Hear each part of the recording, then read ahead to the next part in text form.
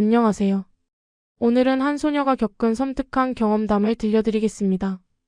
이 이야기는 평범했던 중학생 지아의 삶을 완전히 바꿔놓은 단 하나의 사건에서 시작됩니다. 지금부터 들려드릴 이야기는 실제로 일어났다고 전해지는 이야기이며 듣는 분들께서는 마음의 준비를 단단히 하시고 들어주시기 바랍니다. 중학교 1학년 14살의 지아는 서울의 번화한 도심에서 지금 살고 있는 조용한 주택가로 이사를 오게 되었습니다. 아버지의 직장 때문이었죠. 새로운 환경에 적응하느라 바쁜 나날을 보내던 지아에게 새 집은 처음부터 묘한 위화감을 주었습니다. 새 집은 20층짜리 복도식 아파트였는데 이상하게도 지아가 사는 1803호가 있는 동만 유난히 추웠던 것입니다. 같은 아파트 단지 내의 다른 동들과는 확연히 다른 분위기였습니다. 관리사무소에 문의해봐도 시설에는 아무런 문제가 없다는 답변만 돌아왔습니다. 하지만 지아와 가족들이 느끼는 한기는 분명했습니다. 특히 여름철이었음에도 불구하고 복도를 걸을 때마다 닭살이 돋을 정도로 싸늘한 공기가 감돌았습니다. 다른 집 사람들도 비슷한 경험을 하는지 궁금했지만 이사 온 지 얼마 되지 않아 이웃들과는 아직 친해지지 못한 상태였습니다. 그 중에서도 가장 이상한 곳은 엘리베이터였습니다. 엘리베이터 안은 이상하리만큼 냉기가 돌았습니다. 에어컨이 세게 틀어져 있는 것도 아닌데 마치 대형 냉동고 안에 들어간 것처럼 온몸이 오싹해지는 느낌이었습니다. 숨을 내쉴 때마다 하얀 입김이 나올 정도였습니다. 지아는 본능적으로 그 공간을 두려워하게 되었고 가능한 한 엘리베이터를 혼자 타지 않기 위해 늘 다른 사람을 기다렸습니다. 이런 생활이 한 달 정도 지속되었습니다. 지아는 점차 새로운 환경에 적응해 가고 있었고 학교에서도 친구들을 사귀기 시작했습니다. 하지만 집에 돌아와 그 차가운 복도와 엘리베이터를 마주할 때마다 여전히 불편한 감정을 지울 수 없었습니다. 그런 지아에게 운명적인 날이 찾아왔습니다. 그날은 유난히 더운 여름날이었습니다. 학교에서 돌아온 지아는 평소처럼 엘리베이터 앞에서 다른 사람을 기다리고 있었습니다. 보통은 5분에서 10분 정도 기다리면 누군가가 나타났는데 이상하게도 그날은 아무도 나타나지 않았습니다. 10분이 지나고 20분이 지나고 30분이 지나도록 복도에는 지아 혼자뿐이었습니다. 평소 같으면 사람들이 오가는 시간인데도 아무도 보이지 않았습니다. 마치 아파트 전체가 텅 빈 것 같은 기묘한 적막감이 흘렀습니다. 지아는 시계를 확인해 보았습니다. 오후 4시. 분명히 사람들이 활동하는 시간대였습니다. 결국 지아는 더 이상 기다릴 수 없어서 용기를 내어 혼자 엘리베이터에 올라탔습니다. 버튼을 누르기 위해 손을 뻗는 순간 온몸에 소름이 돋았습니다. 엘리베이터 안의 온도가 평소보다 더욱 차갑게 느껴졌던 것입니다. 문이 닫히는 순간 지아는 이상한 느낌을 받았습니다. 분명히 엘리베이터에는 지아 혼자밖에 없었습니다. 거울을 통해서도 확인했습니다. 하지만 뒤에서 누군가의 인기척이 느껴졌던 것입니다. 누군가 숨을 쉬는 소리, 누군가 조용히 움직이는 기척이 등 뒤에서 생생하게 전해졌습니다. 처음에는 자신의 착각이라고 생각했습니다. 새 환경에 대한 스트레스 때문에 예민해진 것이라고 스스로를 달랬습니다. 하지만 그 기척은 점점 더 선명해졌습니다. 마치 누군가 바로 지아의 등 뒤에 바짝 붙어서 서 있는 것 같은 느낌이었습니다. 지아는 안도하는 마음으로 천천히 뒤돌아보았습니다. 혹시 정말로 누군가 함께 타고 있었는데 자신이 못 본 것은 아닐까 하는 생각에서였습니다. 하지만 뒤에는 아무도 없었습니다. 그저 차갑고 어두운 엘리베이터의 벽과 거울만이 있을 뿐이었습니다. 거울 속에는 창백해진 지아의 얼굴만 비춰져 있었습니다. 지아는 자신의 착각이었다고 생각하며 다시 앞을 향해 섰습니다. 18층 버튼을 누르려고 손을 뻗었습니다. 그런데 그 순간 문이 자동으로 닫히며 엘리베이터가 저절로 움직이기 시작했습니다. 지아의 온몸이 굳어버렸습니다. 지아는 분명히 아무 버튼도 누르지 않았습니다. 18층을 누르려고 손을 뻗기만 했을 뿐 실제로는 어떤 버튼도 누르지 않았던 것입니다. 그런데 엘리베이터는 누군가의 의지에 따라 어딘가로 향하고 있었습니다. 층수 표시판을 바라보는 지아의 얼굴은 점점 창백해졌습니다. 10층, 11층, 12층을 지나 결국 13층에서 멈춰 섰습니다. 13층은 지아가 이 아파트에 이사 온 후 한 번도 가본 적이 없는 층이었습니다. 사실 13층이 있다는 것도 그때 처음 알았습니다. 엘리베이터 문이 천천히 열렸습니다. 지아가 본 것은 텅 빈 복도였습니다. 하지만 그 복도는 지아가 아는 자신의 아파트 복도와는 분위기가 전혀 달랐습니다. 더 어둡고 더 차갑고 더 을씨년스러웠습니다. 복도의 조명도 평소보다 훨씬 어둡게 느껴졌고 벽지의 색깔도 묘하게 다른 것 같았습니다. 무엇보다 그곳에서 풍겨오는 공기가 달랐습니다. 평소 지아가 사는 18층 복도도 충분히 차가웠지만 13층의 공기는 그보다 훨씬 더 차갑고 무거웠습니다. 마치 오래된 지하실의 공기 같았습니다. 곰팡이 냄새와 함께 형언할 수 없는 불쾌한 냄새가 섞여 있었습니다. 지아는 얼른 18층 버튼을 눌러 도망치려 했습니다. 손가락으로 버튼을 연타했지만 아무 반응이 없었습니다. 다른 층 버튼들도 여러 번 눌러봤지만 마찬가지였습니다. 오직 13층 버튼만 빨갛게 불이 들어와 있을 뿐이었습니다. 취소 버튼을 눌러봤지만 소용없었습니다. 문 닫기 버튼을 눌러봐도 문은 꿈쩍도 하지 않았습니다. 마치 누군가 지하를 23층에 가둬놓으려는 강한 의지가 느껴졌습니다. 엘리베이터가 지하의 의지와는 상관없이 완전히 다른 존재의 조종을 받고 있는 것 같았습니다. 그 순간 지하의 등 뒤에서 다시 그 인기척이 느껴졌습니다. 이번에는 더욱 선명했습니다. 누군가의 호흡소리와 함께 희미한 목소리가 들려왔습니다. 그만 가라라는 듯한, 아니면 가지 마라라는 듯한 알아들을 수 없는 속삭임이었습니다. 그 목소리는 어린아이의 것 같기도 하고 늙은 사람의 것 같기도 했습니다. 지아의 몸은 공포로 인해 완전히 굳어버렸습니다. 숨도 제대로 쉴 수 없었고 심장이 터질 것처럼 빠르게 뛰었습니다. 손과 발이 차갑게 식어갔고 온몸에서 식은땀이 흘러내렸습니다. 뒤돌아보고 싶었지만 도저히 용기가 나지 않았습니다. 그때 갑자기 엘리베이터가 심하게 흔들리기 시작했습니다. 마치 지진이라도 난 것처럼 좌우로 위아래로 격렬하게 흔들렸습니다. 지아는 균형을 잃고 엘리베이터 벽에 몸을 기댔습니다. 형광등도 깜빡거리기 시작했고 기계음처럼 들리던 엘리베이터 소음도 이상하게 변했습니다. 지아는 더 이상 참을 수 없었습니다. 공포에 떠밀려 13층으로 뛰쳐나갔습니다. 엘리베이터 문이 뒤에서 쾅 하고 닫히는 소리와 함께 지아는 낯선 13층 복도에 혼자 남겨졌습니다. 복도는 정말로 이상했습니다. 18층과 구조는 같았지만 분위기가 완전히 달랐습니다. 벽지는 누렇게 변색되어 있었고 곳곳에 얼룩이 져 있었습니다. 형광등은 깜빡거리며 불안정한 빛을 내고 있었습니다. 무엇보다 이곳에는 사람이 살고 있다는 흔적이 전혀 없었습니다. 지아는 숨을 고르며 계단을 찾아 18층으로 향했습니다. 다행히 계단은 평소와 같은 위치에 있었습니다. 하지만 계단을 오르는 내내 뒤에서 누군가 따라오는 것 같은 느낌을 지울 수 없었습니다. 발소리는 들리지 않았지만 분명히 누군가의 시선이 등 뒤에서 느껴졌습니다. 계단을 오르면서 지아는 각 층을 지날 때마다 복도를 흘끗 바라보았습니다. 14층, 15층, 16층, 17층 모두 평소와 같은 모습이었습니다. 따뜻한 조명과 깨끗한 벽지, 그리고 사람들이 살고 있다는 흔적들이 있었습니다. 하지만 뒤돌아볼 용기는 없었습니다. 그저 빨리 집으로 돌아가고 싶을 뿐이었습니다. 드디어 18층에 도착했습니다.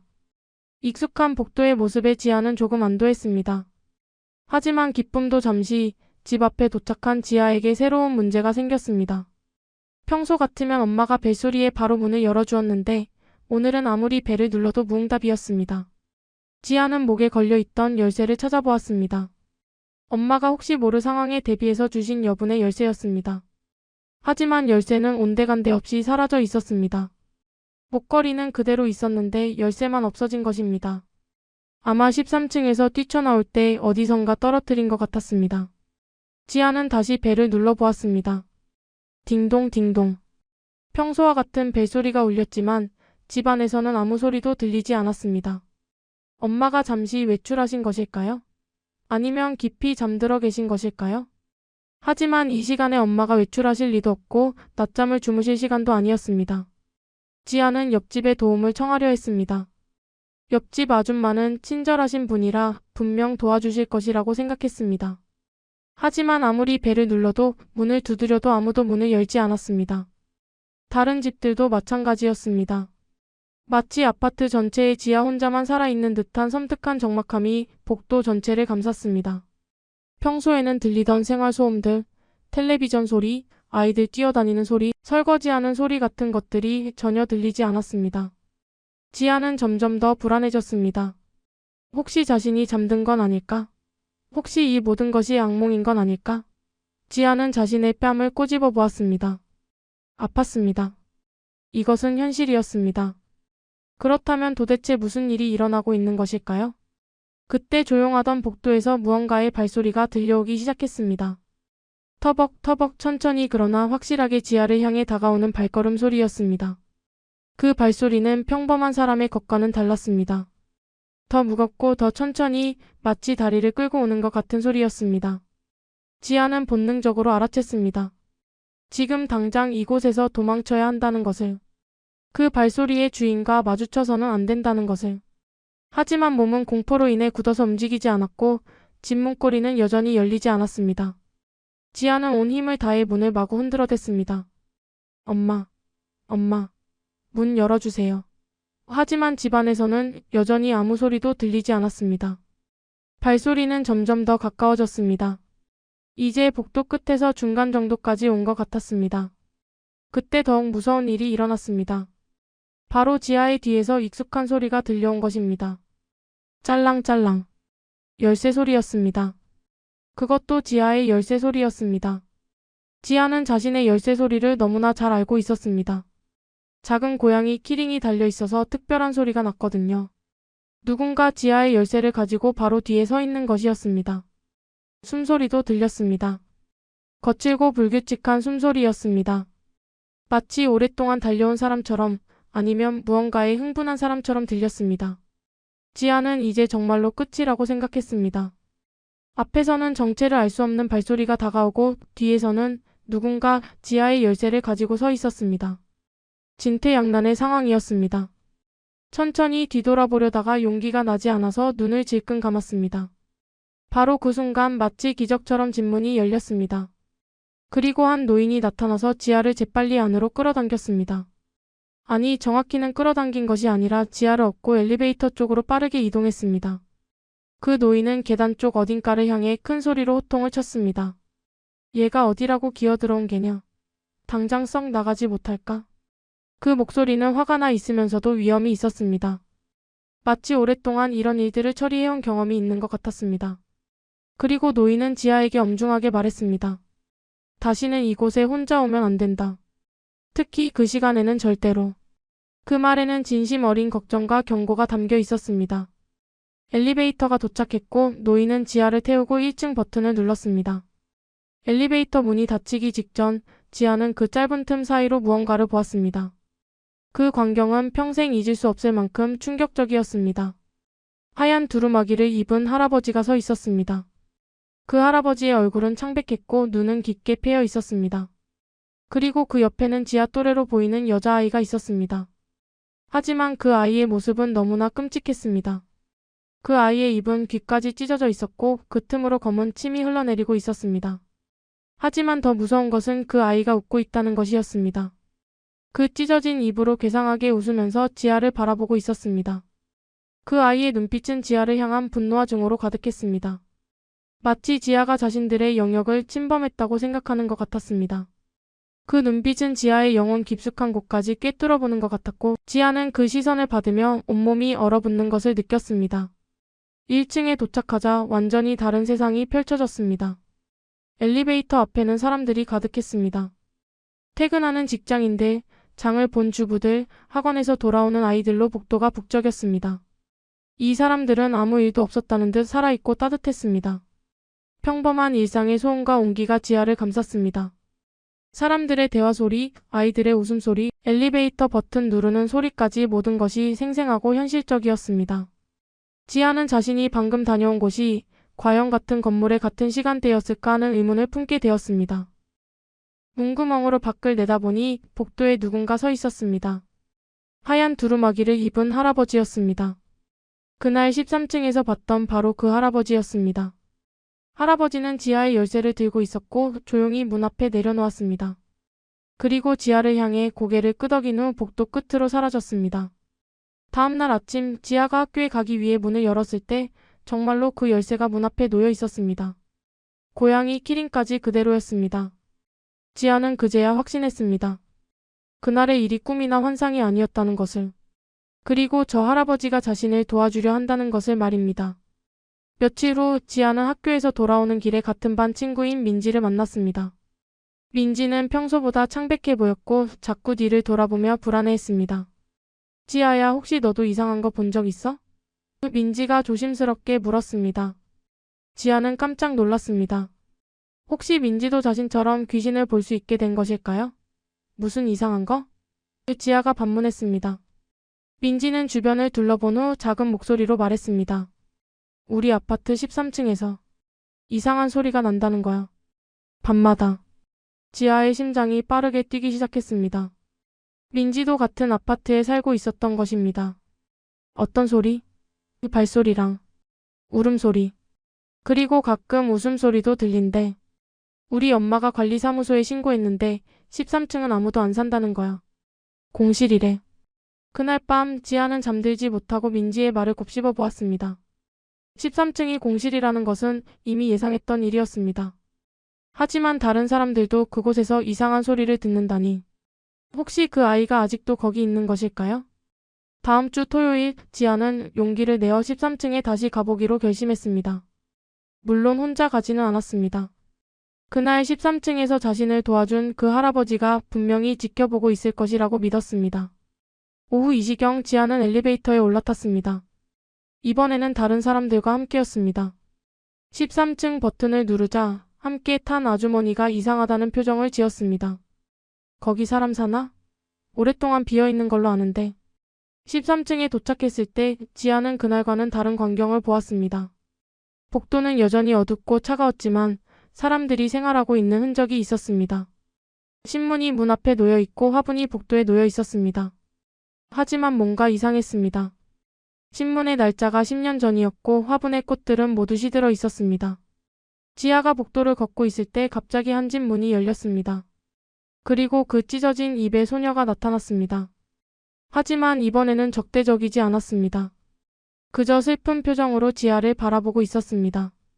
소녀는 지아에게 다가와서 무언가를 말하려 했습니다. 하지만 그 찢어진 입으로는 제대로 된 말을 할 수 없었습니다. 대신 손짓으로 지아를 어딘가로 안내했습니다. 지아는 두려웠지만 따라갔습니다. 소녀가 안내한 곳은 복도 끝에 있는 작은 방이었습니다. 그 방 안에는 오래된 물건들이 가득했습니다. 아이 옷, 장난감, 그리고 많은 사진들이 있었습니다. 사진들을 보니 그 소녀가 살아있을 때의 모습이었습니다. 밝게 웃고 있는 평범한 아이의 모습이었습니다. 지아는 그제야 이해했습니다. 이 소녀는 오래전에 이 아파트에서 살았던 아이였고 어떤 이유로 죽음을 맞게 되었던 것입니다. 그리고 지금도 이곳에 머물며 외로움을 달래고 있는 것이었습니다. 소녀는 지아의 손을 잡고 창문 쪽으로 데려갔습니다. 창문 밖을 보니 놀이터가 보였습니다. 그리고 그 놀이터에서 놀고 있는 아이들이 보였습니다. 소녀는 그 아이들을 바라보며 눈물을 흘렸습니다. 자신도 저렇게 놀고 싶었던 것이겠죠. 지아는 소녀의 마음을 이해할 수 있었습니다. 죽음 이후에도 이곳에 남아서 외로움을 견뎌내고 있는 소녀. 지아는 소녀에게 말했습니다. 이제 그만 떠나도 돼. 더 이상 혼자가 아니야. 소녀는 지아를 바라보더니 고개를 끄덕였습니다. 그리고 천천히 투명해지기 시작했습니다. 마지막 순간 소녀는 처음으로 제대로 된 미소를 지었습니다. 찢어진 입이 아닌 평범한 아이의 순수한 미소였습니다. 소녀가 완전히 사라진 후 그 방도 함께 사라졌습니다. 13층은 다시 텅 빈 공간이 되었습니다. 하지만 이번에는 그 싸늘한 기운이 많이 누그러진 것 같았습니다. 지아가 엘리베이터로 돌아가려 할 때 하얀 두루마기에 할아버지가 나타났습니다. 할아버지는 지아에게 고마워하는 표정을 지었습니다. 고맙다. 오랫동안 저 아이가 걱정이었는데 네가 도와줘서 이제 편히 갈 수 있게 되었구나. 할아버지는 누구세요? 지아가 물었습니다. 나는 이 아파트를 지키는 사람이란다. 오래전부터 이곳에서 일어나는 일들을 관리하고 있지. 할아버지는 자상한 목소리로 대답했습니다. 그럼 저도 이제 귀신을 못 보게 될까요? 아니다. 한 번 열린 눈은 닫히지 않는다. 하지만 두려워하지 마라. 너에게는 특별한 능력이 있다. 그들을 도울 수 있는 능력 말이다. 할아버지의 말을 듣고 지아는 자신의 운명을 받아들이기로 했습니다. 이제 지아는 단순히 귀신을 보는 것이 아니라 그들을 도울 수 있는 사람이 된 것입니다. 그날 이후 지아의 일상은 또다시 변했습니다. 여전히 귀신들을 보았지만 이제는 두렵지 않았습니다. 대신 그들이 무엇을 원하는지, 어떤 도움이 필요한지를 이해하려 노력했습니다. 학교에서 만나는 투명한 학생은 사실 오래전에 졸업한 선배였고 아직도 학교에 대한 그리움 때문에 머물고 있었습니다. 지아는 그 선배와 대화를 나누며 추억을 함께 나누었고 결국 선배는 평안히 떠날 수 있었습니다. 길에서 만나는 옛날 복장의 사람들도 각자의 사연이 있었습니다. 어떤 이는 가족을 찾고 있었고 어떤 이는 미완성인 일을 끝내고 싶어 했습니다. 지아는 그들의 이야기를 들어주고 가능한 도움을 주었습니다. 물론 모든 귀신이 선량한 것은 아니었습니다. 때로는 악의를 품은 존재들도 만났습니다. 하지만 그럴 때마다 하얀 두루마기의 할아버지가 나타나서 지아를 보호해 주었습니다. 할아버지는 지아에게 자신을 지키는 방법도 가르쳐 주었습니다. 마음을 단단히 가져라. 두려움은 그들에게 힘을 준다. 그리고 선한 마음을 잃지 마라. 그것이 너를 지켜주는 가장 강한 방패가 될 것이다. 시간이 흘러 지아는 중학교 2학년이 되었습니다. 이제 지아는 자신의 능력을 완전히 받아들이고 있었습니다. 친구들은 지아가 가끔 혼자 중얼거리거나 허공을 바라보는 것을 이상하게 여겼지만 지아는 신경 쓰지 않았습니다. 어느 날 새로 전학 온 학생이 지아에게 다가왔습니다. 너도 보이지? 그 학생의 이름은 현우였고 지아처럼 귀신을 볼 수 있는 능력을 가지고 있었습니다. 지아는 드디어 자신과 같은 처지의 친구를 만나게 된 것입니다. 현우와 지아는 함께 여러 곳을 다니며 도움이 필요한 영혼들을 만났습니다. 병원에서 만난 할머니 귀신, 공원에서 만난 강아지 귀신, 도서관에서 만난 학자 귀신까지 각자의 사연을 들어주고 도움을 주며 지아와 현우는 점점 더 성숙해져 갔습니다. 그리고 어느 날 지아는 깨달았습니다. 그날 13층에서의 경험이 자신에게는 저주가 아니라 축복이었다는 것을. 비록 평범한 삶은 잃었지만 대신 다른 사람들이 할 수 없는 특별한 일을 할 수 있게 되었던 것입니다. 지아는 아직도 가끔 그 13층을 생각합니다. 그리고 그곳에서 만난 소녀와 할아버지를 생각합니다. 소녀는 이제 평안한 곳에서 쉬고 있을 것이고 할아버지는 여전히 아파트를 지키고 있을 것입니다. 엘리베이터를 탈 때마다 지아는 그날을 떠올립니다. 하지만 이제는 두렵지 않습니다. 오히려 감사한 마음이 듭니다. 그날의 경험이 지아를 지금의 자신으로 만들어 주었기 때문입니다. 한번 열린 눈은 절대로 닫히지 않습니다. 하지만 그것이 반드시 불행한 일은 아닙니다. 때로는 보이지 않는 것을 보는 능력이 세상을 더 아름답게 만들 수도 있으니까요. 지아의 이야기는 계속됩니다. 오늘도 지아는 학교에 가고 친구들과 놀고 숙제를 하며 평범한 일상을 보냅니다. 다만 다른 점이 있다면 그 일상 속에서 보이지 않는 존재들과도 소통한다는 것입니다. 그리고 가끔 새로 이사 온 아이들이 엘리베이터에서 이상한 경험을 했다고 할 때 지아는 조용히 미소를 짓습니다. 또 다른 특별한 아이가 태어나는 순간이니까요. 이것이 엘리베이터의 13층에서 시작된 지아의 이야기입니다. 한 번의 우연한 만남이 한 소녀의 인생을 완전히 바꿔놓았고 그 소녀는 이제 두 세계 사이의 다리 역할을 하며 살아가고 있습니다. 여러분도 혹시 엘리베이터에서 이상한 경험을 하신다면 그것이 새로운 시작의 신호일지도 모릅니다. 시청해주셔서 감사합니다. 구독, 좋아요, 알림 설정은 큰 힘이 됩니다.